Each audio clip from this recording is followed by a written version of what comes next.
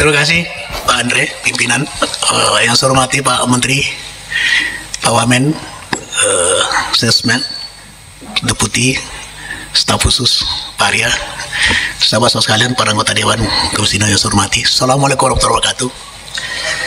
Karena ini yang terakhir, jadi pasti sudah tidak banyak yang saya ingin sampaikan. Beberapa teman sudah menyampaikan dengan sangat bagus, transparan. Pak Menteri, setelah saya mendengar pemaparan tentang kinerja dan roadmap 2024-2034, ada lonjakan kinerja capaian prestasi yang luar biasa. Itulah yang memungkinkan Bapak dipilih kembali menjadi Menteri BUMN, dan selamat untuk itu. Yang kedua, selamat juga Pak Menteri karena bisa membangun sepak bola Indonesia dari sebuah industri menuju pentas dunia, ya, melanjutkan program saya. Tapi saya mau Pak Menteri jangan cuma sepak bola. Sebagai Menteri BUMN, penguasa BUMN, beri ruang kepada PLT tenis untuk juga ikut profesional. Sekarang beliau ketua PLT. Kebetulan saya ketua PLT. Baik, Pak Menteri, ada penekanan dari Pak Prabowo dalam program prioritas. Hilangkan kemiskinan, hentikan impor, swasembada pangan, jadikan Indonesia lumbung pangan dunia. Swasembada energi, hilirisasi, jaga SDA kita, jangan dijadikan murah. Oleh karena itu Pak Menteri, saya mengusulkan perlu ada sebuah terobosan kebijakan dalam hal kolaborasi kemitraan antara swasta, antara BUMN, koperasi, dan swasta. Dan kalau ini dilakukan, maka itu adalah Pak Menteri BUMN, Pak Erick Thohir, telah menjalankan amanah konstitusi kita. Amanah konstitusi kita bahwa ekonomi Pancasila, bukan ekonomi sosial, bukan liberal, bukan kapitalis. Dan juga jelas dalam TAP MPR nomor 16 tentang politik ekonomi dalam rangka demokrasi ekonomi, itu telah menyatakan dengan jelas 3 pelaku ekonomi nasional kita, yaitu BUMN, swasta, dan koperasi. Nah, swasembada pangan, kalau hanya dilakukan oleh BUMN dan swasta, pertumbuhan yang dicanangkan oleh Pak Prabowo 8% bisa dicapai, tapi tidak akan menghadirkan pemerataan. Kalaupun menghadirkan pemerataan, tapi tidak menghadirkan kesejahteraan sesuai dengan amanah konstitusi, yaitu kesejahteraan sosial yang dalam undang-undang 45 kita. Oleh karena saya Pak Menteri, ada sebuah contoh begini.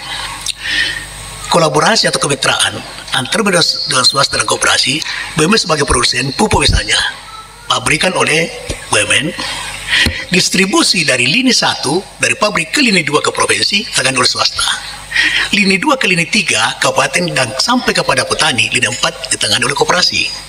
Ini adalah alokasi ekonomi, itu sesuai dengan substansi pasal 5 TAP MPR nomor 16. Juga 9 bahan pokok.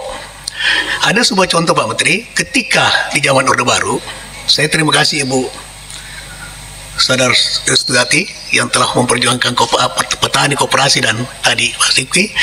Dan mohon maaf sahabat sekalian, mohon dimaklumi kalau saya memperjuangkan koperasi, karena saya 35 tahun mengurus koperasi sampai hari ini, 25 tahun mengurus petani Pak Menteri.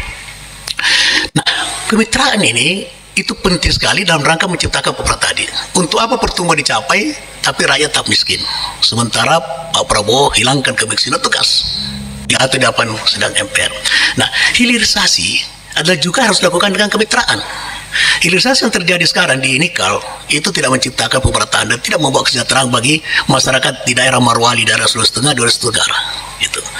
Itu ada ketidakadilan. Ya. Ketidakadilan dari peran pelaku ekonomi itu hanya dikuasai oleh pengusaha nasional dan asing.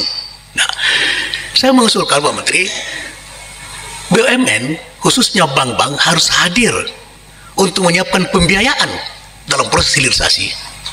Asing silakan masuk, tapi jangan dia menjadi pemilik semuanya. Ya, dia bisa memiliki teknologinya, tapi tidak memiliki pabriknya, tidak memiliki SDM-nya, tidak menguasai SDM-nya. Kita yang menguasai SDM, kita yang menguasai daripada pabrikan, tetapi karena adanya kehadiran daripada BUMN, bank untuk membiayai daripada itu. Dan ini menurut saya tidak sulit Pak Menteri. Sekalipun ada aturan OJK, ini bisa diterobos dengan kebijakan keberpihakan kepada masyarakat kita. Oleh karena itu singkat saya mengusulkan Pak Menteri, pertama, dalam upaya untuk mewujudkan pembangunan proyek-proyek strategis nasional dan mewujudkan swasembada pangan, swasembada energi dan hilirisasi, maka Komisi 6 ini usul saja sahabat sekalian, usul kepada Menteri untuk merekomendasikan adanya kebijakan, rumusan kebijakan kolaborasi kemitraan antara BUMN, koperasi dan swasta. Yang kedua, Pak Menteri, berkaitan dengan lembaga baru, yaitu Badan Pengelola Investasi Daya Anagata Nusantara. Ini perlu kajian terkait pengaturan pola hubungan kelembagaan antara peran dana antara INA dan Kementerian BUMN agar tidak terjadi tumpang tindih. Kalau tidak ada kajian tentang ini, maka nanti akan terjadi tumpang tindih antara Menteri BUMN dan lembaga tersebut. Nah, Komisi 6 tentu tidak akan mengharapkan hal itu terjadi. Oleh karena itu kami mengusulkan supaya kita merekomendasikan ada kajian yang mendalam tentang hubungan kelembagaan antara BUMN dengan lembaga tersebut. Terima kasih. Assalamualaikum warahmatullahi wabarakatuh.